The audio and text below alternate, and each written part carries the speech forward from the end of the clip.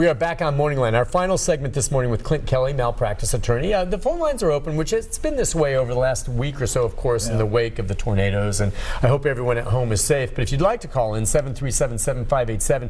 We're talking about how Clint has a couple of cases that are going to be going to trial. And in some of these really egregious cases, you have a certain amount of money you want to get for someone who's paralyzed for the rest of their life. What would that be worth to you? But you just told me during the break that the Tennessee Supreme Court ruled on a motion to raise the caps. No, strike the caps. Well, to strike the caps. Yeah. I'm sorry, I guess not to raise it, but to get rid of the. So there are caps currently on how much a jury can award someone for damages in the state. You guys, your side, your lawyers, are thinking we would like to have those caps removed and let the jury decide. We argued that the caps were an unconstitutional infringement on the right to trial by jury. Back in 1796, when our Constitution was adopted, our forefathers incorporated in our Tennessee Constitution the right to trial by jury, quote, shall remain inviolate.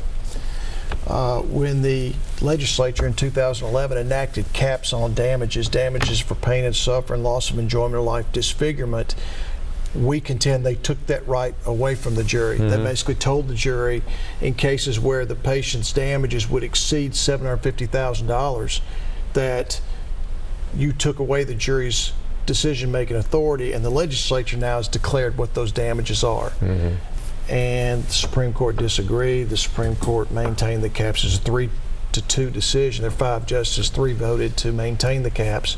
2 justices voted that the caps were unconstitutional. So unfortunately, we are stuck with the caps probably the rest of my life. And you said some of the settlements that you may get in one of these cases are not going to look great 10 years from now because it's not going to be fair because this person's egregiously injured. $750,000 ain't going to look all that big in about 10 or 15 years. When you're paralyzed from the waist down. When you're paralyzed. And I think anybody watching this show would believe that if you're in a wheelchair, $750,000 or $1 million is nowhere near enough money to compensate for non-economic damages because it's the worst damages that you can have. I don't believe that the government ought to be telling jurors what they can award. Yeah, let them decide. Sure. All right, let's go to Susan. Susan, good morning. Hi, Susan. Hi, how are you? Good. How can we help you? Well, I had my father, back last year, he broke his hip, and he had a stroke afterward.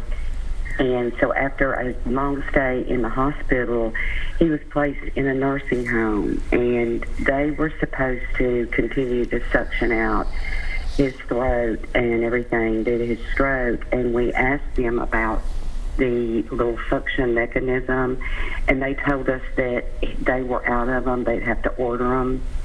And he was there 2 nights, and on Monday morning they found him in the floor. He had vomited and aspirated, and he died that night. Oh, I'm sorry. And when my husband and daughter went to get the things in the room, they found one sitting on the bedside table that was unopened. And I feel like that he literally choked to death because he was not treated correctly. Susan, how old was he? He was 91. He died 9 days before he was 92. But and the problem there is, and I know people go, oh well, look, he was old, he's lived a life. But my father was up and going and doing before he broke his hip. He was in extremely good medical shape. Why did he have a stroke? Did anyone tell you? Well, what happened was, we were also disturbed about this. It just seemed like a, round of misfires, one after the other.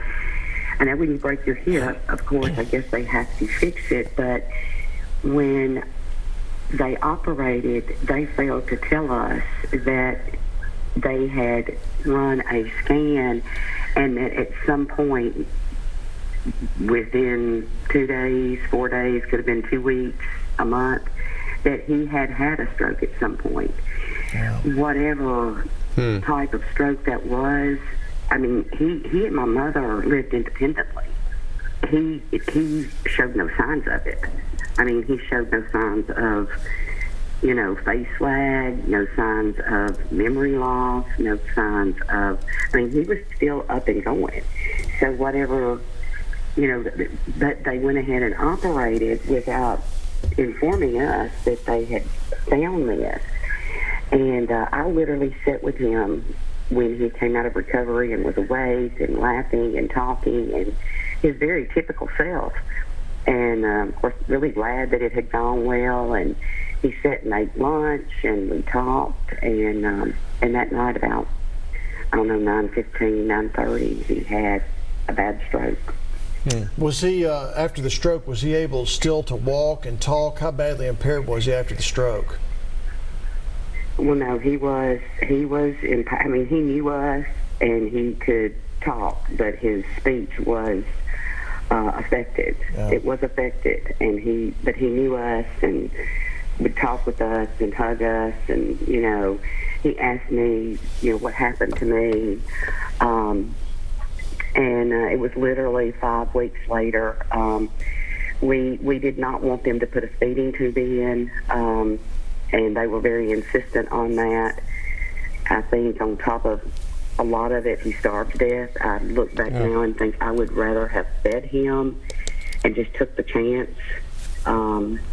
He was a great eater. Susan, why don't you call my office and ask to speak to Michelle? You can call 615-8000000. That's 800-0000. They'll put the phone number up there.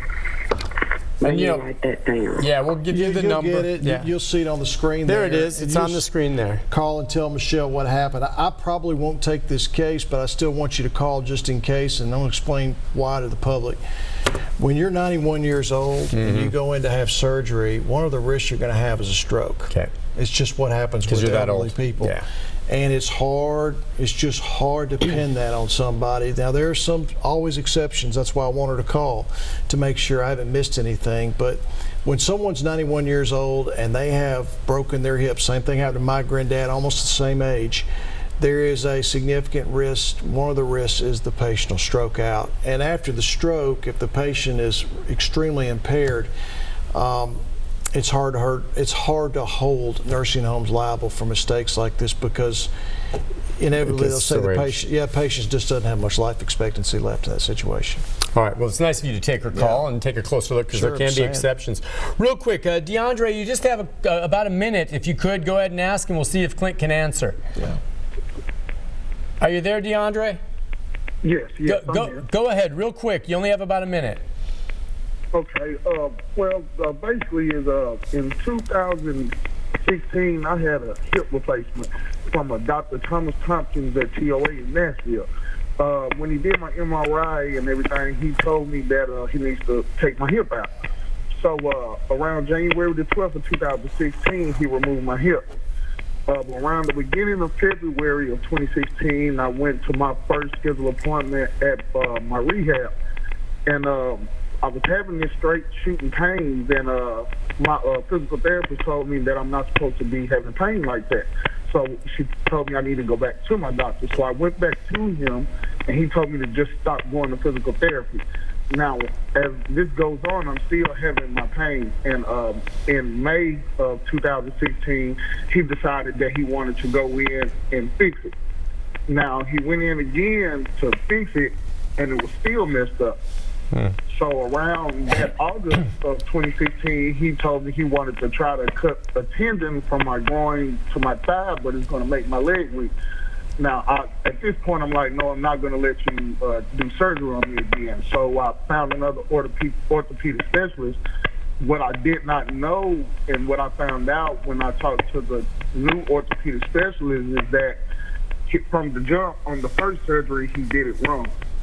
Okay. And, all right. We've just got about 2 minutes, but it's a hip surgery. DeAndre's example is what you and I talked about earlier. Based on what he's told me, I think the statute's barred his claim. He's talking about events that occurred back in 2016. There's a 3-year statute of repose on any claim. In other words, if you try to bring any claim more than 3 years after the negligent act, it's barred. Period. We talked about how there's a 1-year statute of limitations, but 3 years there can be exceptions up to 3 years. That is the max, unless there's fraud, and fraud is almost impossible to prove. What he's talking about sounds like is he found out that the doctor screwed up the procedure in 2016. So unfortunately, DeAndre should have been making this call to me back in 2016 or 17 instead of 2020. Yeah, and again, if that's the case, we don't know what happened in this case with DeAndre. That's why it's so important. But just call if you suspect. Yes. You can look into it. Back when he found out from this doctor that there was a screw up, that's when you pick up the phone and call a lawyer. Unfortunately, and most people don't know that, Nick, and that's what's sad. That's what we try to educate people through this program. And the question of whether or not someone, we just have a minute, made a mistake, a doctor or something, is where you will look at it. You may have other experts testifying to it, whether or not, in his case, the doctor met the standard of care. Again, he may have, and he may not have had a case, or he may have messed it up. Standard of care is the rules that apply to doctors and nurses. Across the board, generally. Across the board. There's a standard. We call it acceptable practice. Either they follow that standard or they depart from that standard.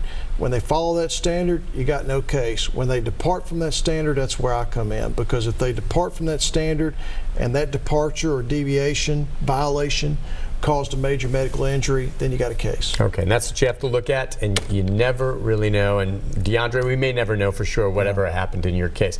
Clint, as always, a pleasure. Yeah, right.